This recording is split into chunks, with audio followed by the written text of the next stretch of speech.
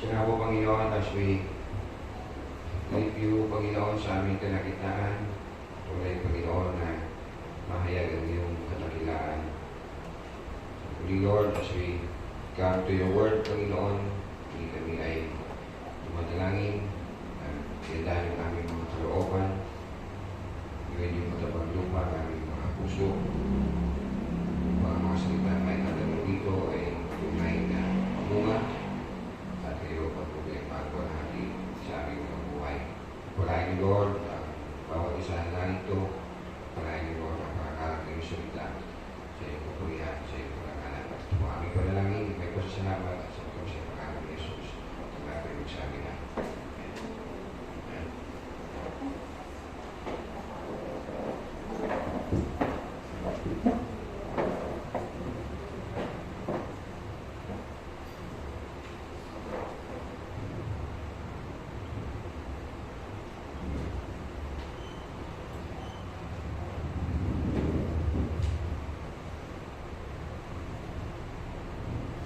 Ito ang ating first midweek, no, para sa buwan ng April.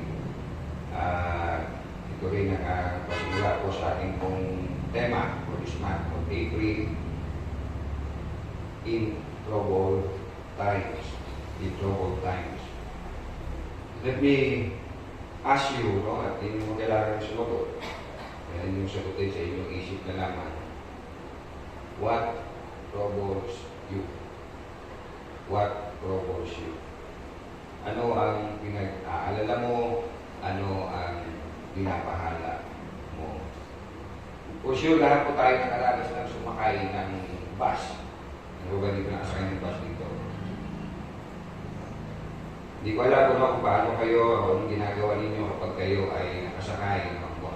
Mostly, kapag ang bus ay long ride, so ano ang inyong ginagawa habang kayo ay nakasakay sa isang bus? Siguro ba sa atin ay natutulog, marami pa sa atin ay nagsiselfone, marami pa sa atin ay nagsasound trip. Tila baga kampating-kampante tayo. We are so safe, we are calm na makakarating tayo sa ating paroroonan. And we never mind kung nasaan na tayo, o okay ba ang daan na dadaanan natin, sino ang mga kasabay natin sa daan, gaano kaliliit kalalaki ang mga sasakyan sa daan, kumusta ang mga pedestrian o mga tumatawid o mga naglalakad sa daan. And yes, even hindi natin kilala yung driver, pero tila we are at ease, we are focused sa ating pinagkakalibangan and believing that na tayo ay makakaparoon sa ating paroroonan. Magkano maraming commuter na ganito na parang zero worry habang nasa biyahe ay naglilibang. At ito ang ating magbubulay-bulayan sa 1 Timothy chapter 5 verse 7. 1 Peter chapter 5 verse 7. Isang talata lamang po. Unang Pedro, kabanatang 5, bilang ito.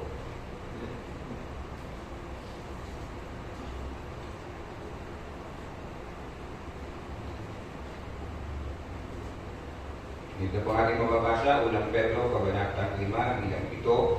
Ipagkatiwala ninyo sa Kanya ang inyong mga alalahanin sa buhay sapagkat siya ay nagmamalasakit sa inyo. Sa ESV, casting all your anxieties on Him because He cares for you. Because He cares for you.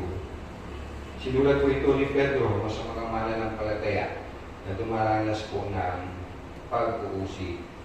So, these were believers na tumanggap po ng sulat dito na dumaranas po ng mga paghihirap na hindi dahil sa mga kasamaang nagawa nila, kundi dahil sa pagiging mananampalataya nila sa Panginoon. In chapter 4, verse 12 to 16, ng 1 Peter chapter 4, verse 12 to 16, ito mababasa natin, mga minamahal, huwag na kayong magtaka sa mabibigat na pagsubok na inyong dinaranas na para bang ito'y di pagkaraniwan. Sa halip, magalak kayo sa inyong pakikibahagi sa mga paghihirap ni Kristo upang maging lubos ang inyong kagalakan kapag nahayag na ang kanyang kalwalhatian. So, clearly obvious no na ang paghihirap na nararanasan nila po ay not because bunga ng kanilang kasalanan, kundi bunga ng kanilang pong pagiging mananampalataya at sila nga po ay lumalakas ng pag-uusig.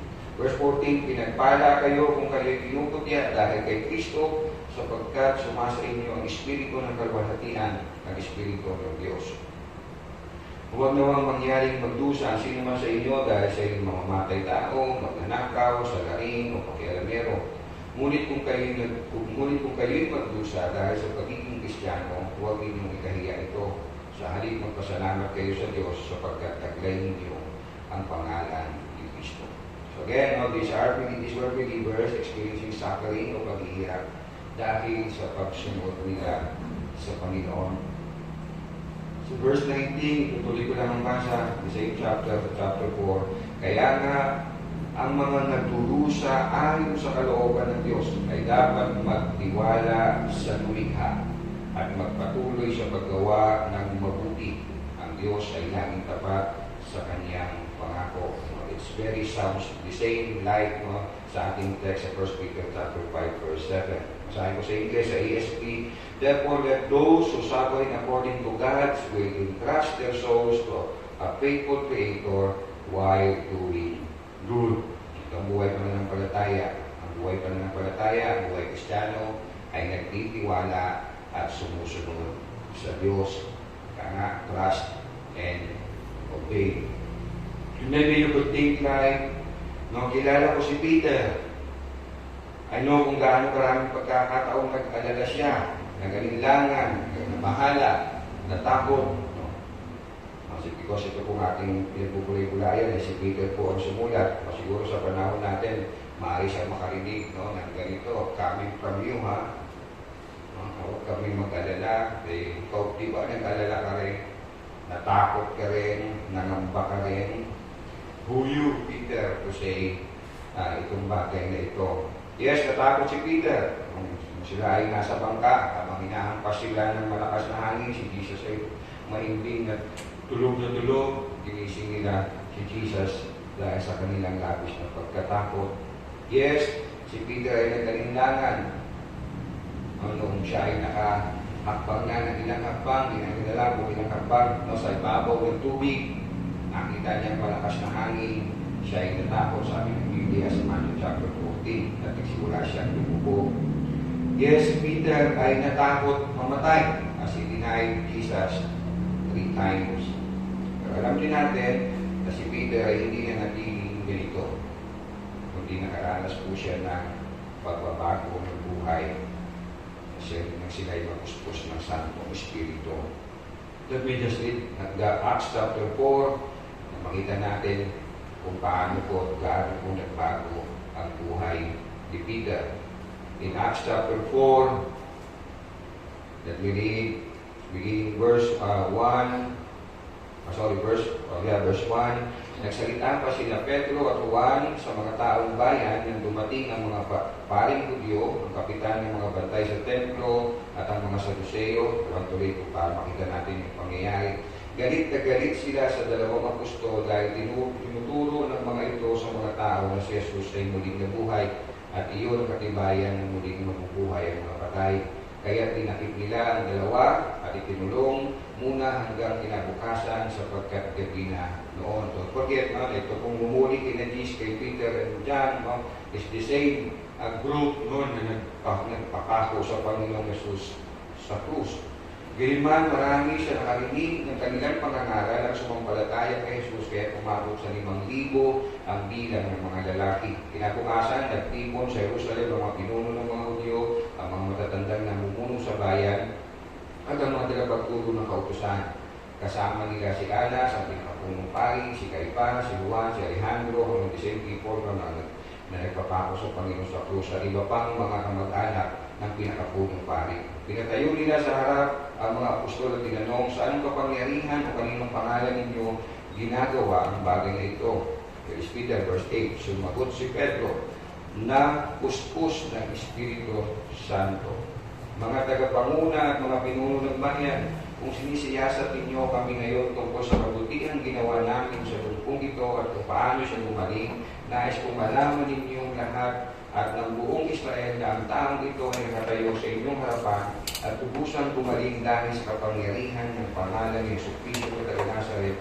Ganyan po sabi niya, na inyong ipinako sa krus. Ngunit muling binuhay ng Diyos. Ganyan yung tapang ni Peter this time. Ang Jesus na ito, ang batong tinakoy ninyong mga tagapagtayong bahay, ang siyang naging batong panulukan. Sa kanya lamang matatagpuan ang kaligtasan sapagkat walang ibang pangalan sa buong daigdig na ibinigay ng Diyos sa mga tao upang tayo ay maligtas. Nagtaka ang buong kataas-taasang kapulungan ng mga Hudyo sa katapangan ipinakita nila Pedro at Juan, lalo na malaman nila mga karaniwang tao lamang ang mga ito at hindi nakapag-aral. Dapat ilang dating kasamahan ni Jesus ang mga ito, ngunit dahil kaharap nila ang taong pinagaling na nakatayo sa tabi ni Pedro at Juan, wala silang masabi laban sa dalawa. Kaya ang dalawa ay pinalabas muna ng kapulungan at saka sila nag-usap. Ano ang gagawin natin sa mga taong ito? Tanong nila. Hayag na sa buong Jerusalem ang isang pambihirang himala ang naganap sa pamamagitan nila at hindi natin ito may kakaila. Upang huwag pumalat ang balitang ito, pagsabihin na lamang natin sila na huwag nang magsalita kaninuman sa pangalan ni Jesus. Kaya muli nilang ipinatawag sina Pedro at pinagsabihan huwag nang magsalita o magturo pa pamuli sa pangalan ni Jesus. Ganyan pong tuloy ni Pedro, subalit sumagot sina Pedro at Juan, kayo na po ang umatol kung alin ang tama sa paningin ng Diyos, ang sumunod sa inyo o ang sumunod sa Diyos. Hindi namin ipahayag ang aming nakita at narinig. So si Peter po ay hindi po nagatiling duwag, hindi nagatiling makasarili, tapos na tumanggap ng Santo Espiritu, siya po ay naging bold sa pagpapahayag ng mabuting balita. Going back sa ating pong text, again sa 1 Peter chapter 5, verse 7, ipagkatiwala ninyo sa Kanya ang inyong mga alalahanin sa buhay sapagkat siya ay nagmamalasakit sa inyo. So, ano po dapat gawin natin in times of trouble, when we are in trouble, very clear, ipagkatiwala ninyo sa Kanya ang inyong mga alalahanin. Hindi sinabing, never mind, okay. Hindi sinabing, isipin mo na lang, ilipas siya. Hindi sinabing, isipin mo, wala ang mga yan. Kundi ang sinabi, ipagkatiwala ninyo sa Kanya ang inyong mga alalahanin. Yung salita po nito ipagkatiwala, ang literal pong kahulugan na ihagis. Remember si Peter po, siya po ay isang mangingisda. Ang mangingisda kapag naghahagis po ng lambat, I call out. Walang reservation. No delay. Dahil kung na-delay, maaaring mataboy mapagayo ang mga isda. Ipagkatiwala ninyo sa Kanya ang inyong mga alalahanin. Sa Greek po, ang salita po dito ay sa Greek, mababasa natin ang salitang ang word na pasan. Na ibig po sabihin sa kahulugan sa English o katubas na salita sa English ay all, lahat. So dito po sa ating pong Tagalog translation, hindi nabanggit ang salitang lahat. Pero sa Greek Bible, nabanggit ang salitang lahat. So dapat ipagkatiwala ninyo sa Kanya ang lahat ng inyong alalahanin. Hindi some, hindi ilan, kundi lahat. At yung salita po itong alalahanin ay meremna na may literal na kahulugan na distraction, divider. At hindi nga ba, kapag tayo po'y nag-aalala, ito yung nag-divide ng ating mga isip. Ito ang nagbibigay sa atin ng what? Ng di lubos na pagtitiwala sa Diyos. Nagdadalawang isip, nagmamaraming isip, na nagbibigay sa atin ng distractions that causes us to distrust the Lord. One example ng pagtitiwala sa Panginoon sa Kanyang alalahanin ay si Father Abraham, Father of Faith. Paano sinunod ni Abraham ang Diyos nung sinabi ng utos ng Lord na ihandog niya ang kanyang kaisa-isang buntong na anak si Jesus. Sabi ng Hebrews chapter 11, Hebrews chapter 11, simula verse 17, nagsubukin ng Diyos si Abraham, pananampalataya din ang nagdudyok sa kanya, na ialay si Isaac bilang handog sa Diyos. Buong puso niyang inihandog ang kaisa-isa niyang anak, gayong ipinangako sa kanya ng Diyos, na kay Isaac magmumula ang magiging lahi niya. Naniwala siya na kaya ng Diyos na bumuhay ng patay. Kaya sa pagkalinghagang pangungusap, na ibalik nga sa kanya si Isaac mula sa mga patay. Remember, no, talagang papatayin ni Abraham si Isaac, bilang na handog sa Panginoon. So talagang buong sumunod, buong nagtiwala si Abraham ang siya'y utusan ng Diyos na ihandog ang kanya kaisa-isang bugtong na anak. Yes, again, ang sabi sa atin, that all our troubles, ipagkatiwala natin sa kanya ang lahat ng ating alalahanin. So you ask yourself, no? Gaano tayo nagtiwala o nagtitiwala sa Diyos? Another example na tunay na nagtiwala sa Panginoon o buong nagtiwala sa Panginoon ay si Job. After mawala ang lahat ng kayamanan niya, 7,000 tupa, 3,000 kamelyo, 1,000 baka, 500 asno, 10 niyang anak, 7 lalaki at 3 babae. Nangyari ito, no? Sa isang iglap, lahat ay nawala. Pero ano po naging tugon niya? Hubad akong lumabas sa sinapupunan ng aking ina. At Job chapter 1 verse 21, hubad din akong babalik sa lupa, si Yahweh ang nagbigay, si Yahweh rin ang babawi, purihin si Yahweh. Look at Job. No? All na meron siya. No? He knew and he recognized ang Diyos ang nagbigay. At ang Diyos din ang may karapatan na ito ay kunin o gawin. Lubos ang kanyang pagtitiwala. Again, what you should do when you are in troubles, ipagkatiwala sa Panginoon ang inyong alalahanin, ang lahat ng inyong alalahanin. And why should we? Ano sabi ni Peter? Ipagkatiwala ninyo sa Kanya ang inyong mga alalahanin sa buhay. Why? Sapagkat siya ay nagmamalasakit sa inyo. Because He cares for. Bakit may pagkakatiwala sa Diyos ang aking lahat ng alalahanin ko? Because God cares for me. Hindi niya sinabi because you're good, and so pagkatiwala mo sa Lord. Hindi niya sinabi because malakas ka kay Lord. But because God cares for you.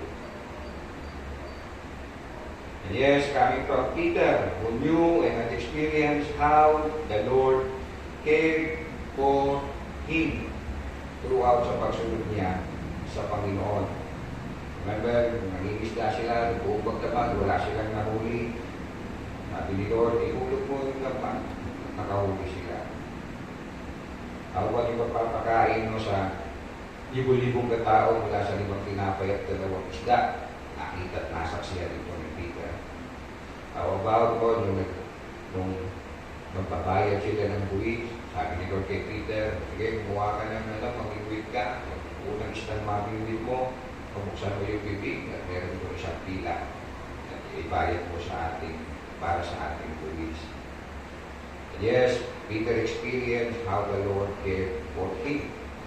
Kung paano siya, he was restored by the Lord pagkatapos niya itatwa ang Panginoon ng 3 beses. Imagine if you were Peter, kung saan ka huhugot ng dahilan para bumalik sa Panginoon. Na you denied Jesus 3 times. Sabi niya, pasong-pasong pa siya mamatay man. Hindi ko nakikilala ang taong niya. Peter knew and experienced yung biyaya, yung pag-ibig ng Panginoon. And yes, ultimately nagpapakita ng care ng Lord, ng pagmamahal ng Lord, ay ang paghahandog kanyang kaisa-isang bugtong na anak si Jesus. At yan ang kanyang mga buhay na pananalita sa chapter 1 o sulat. Sa 1 Peter chapter 1, ito ang sabi niya, simula verse 3. So if you ask yourself, why should I entrust to the Lord all of my anxieties or all my cares? Why? Because God cares. Chapter 1, verse 3, pasalamatan natin ang Diyos at Ama ng ating Panginoon sa Kristo dahil sa laki ng habag niya sa atin, tayo binigyan niya ng isang panibagong buhay sa pamamagitan ng muling pagkabuhay niya sa Kristo. Ito ang nagbibigay sa atin ng isang buhay na pag-asa na magmamana tayo ng kayamanang di masisira, walang kapintasan at di pupukas na inihanda ng Diyos sa langit para sa inyo. Sa pamamagitan ng inyong pananampalataya, iniingatan kayo ng kapangyarihan ng Diyos habang hinihintay ninyo ang kaligtasang nakahandang ihayag sa katapusan ng panahon. Then we continue reading sa verse 6. Ito'y dapat ninyong ikaganap kahit na maaaring magdaranas muna kayo ng iba't ibang pagsubok sa loob ng maikling panahon. Ang ito, bagamat nasisira, ay pinadadaan sa apoy upang malaman kung talagang tagisay. Kayo din naman ang inyong pananampalataya na higit na mahalaga kaysa ito ay sinusubok upang malaman kung ito'y talagang tapat.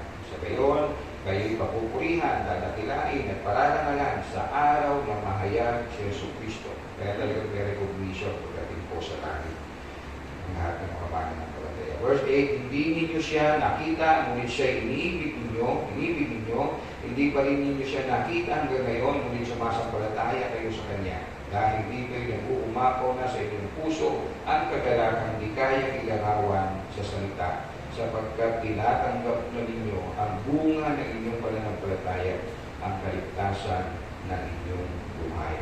Opo, ang kaligtasan natamo natin, buhat sa Diyos sa pamamagitan ng Jesucristo, ay patunay, assurance na really God cares for you. Sabi sa iyong sarili, God cares for you. Then, ano ang mga troubles na kinakaharap mo sa buhay? If most of your trouble ay mga bagay na temporal lang, mga bagay sa buhay na ito, then, it could tell kung ano ang nilalaman ng iyong puso. What worries you so much or many times reflects your heart. What you value, what you believe, kung kanino ka nagtitiwala, tells kung ano ang iyong mga alalahanin. Anong ginagawa mo sa mga troubles na meron ka? Paano ito nakaka-apekto sa iyong pagtitiwala at pagsunod sa Panginoon? Let me end it in Matthew chapter 6. Simula verse 25. Mateo, kabanatang 6. Beginning verse 25. Hindi ko po tayo ay tumayo as I read His word. Matthew chapter 6, 25 to 34. Kaya sinasabi ko sa inyo, huwag kayong mabalisa tungkol sa inyong kakainin at sa inyong iinumin upang kayo mabuhay o kayo tungkol sa susuotin ng inyong katawan. Hindi ba't ang buhay ay higit na mahalaga kaysa pagkain at ang katawan kaysa damit? Masdan ninyo ang mga ibon, hindi sila nagtatanim, hindi umaaniman o kayo nagtitipon sa kamalig, ngunit pinapakain sila ng inyong Ama ang nasa langit. Hindi ba't higit kayong mahalaga kaysa sa mga ibon? Sino sa inyo makapagpapahaba ng kanyang buhay ng kahit isang oras sa pamamagitan ng kanyang pagkabalisa? At bakit kayo nababalisa tungkol sa pananamit? Isipin ninyo kung paano tumutubo ang mga bulaklak sa parang. Hindi sila nagtatrabaho ni gumagawa ng damit. Ngunit sinasabi ko sa inyo, kahit Solomon sa kanyang karangyaan na hindi nakapagdamit ng singganda ng isa sa mga bulaklak na ito. Kung dinaramtan ng Diyos ang damo sa parang na buhay ngayon at kinabukasan ay ginaganong sa kalan, kayo pa kaya? kay liit ng inyong pananampalataya sa Kanya. Kaya huwag kayong mag-alala na baka kayo kapusin sa pagkain, inumin o damit. Hindi ba ng mga higpil ang nababahala tungkol sa mga bagay na ito? Alam na ng inyong Ama na nasa langit na kailangan ninyo ang lahat ng ito. Ngunit higit sa lahat ay bigyang halaga ninyo ang kaharian ng Diyos at ang pamumuhay ng ayon sa Kanyang kalooban at ibibigay niya sa inyo ang lahat ng mga bagay na ito. Kaya nga, huwag ninyong alalahanin ang bukas, sapagkat ang bukas ang mag-aalala sa sarili niya, sapat na ang inyong mga suliranin sa bawat araw. Sabi ng langit. Panginoon, salamat sa iyong mga salita. Salamat, Lord, na sa buhay namin, sa mundong ito, Panginoon, na opo, Lord, di mo kami pinangakuan na we will be free from troubles. Di mo kami pinangakuan, Panginoon, na wala po kami mararanasan na kaguluhan, magdudulot sa aming Panginoon at mga alalahanin. Ngunit pinangako niyo po sa aming Panginoon, utos na may kalakip na pangako, Panginoon, na ipagkatiwala namin sa iyo ang lahat ng aming alalahanin sapagkat tunay, Lord God, you really cares for us, Lord. Humihingi kami ng tawad, Panginoon, sa maraming pagkakataon kami ay nag-aalala, Panginoon. Gayong kayo ay Ama namin na nasa langit. At tunay, Panginoon, na nagmamahal sa amin. Hindi kami mahalaga, Panginoon, sa mga ibon, sa mga dabo, Panginoon, at sa mga nilikha mo, Panginoon. Dahil ang binigay mo ay ang iyong anak na si Jesus, siya ay nagkatawang tao upang kami ay biyayaan ng kaligtasan, Panginoon. Lord, muli, Lord, at ulitas sa mga pagkakataon, Panginoon, na kahit sa mga maliit na bagay, kami, Panginoon, ay hinggaan ng Panginoon. Kay Diyos kami, na tunay, Panginoon, yung mamahal sa amin. Salamat ng marami sa iyong salita. Tulungan niyo po kami na tunay, Panginoon, sa iyo magtiwala. Hindi babiasan ko, Lord, sa mga alalahanin namin, Panginoon. Tulungan niyo po kami ng aming mga ipag-alala, Panginoon, na hindi ang mga bagay na temporal, Panginoon, kundi ang mga bagay, Panginoon, na mga langit, Panginoon. Salamat po ng marami.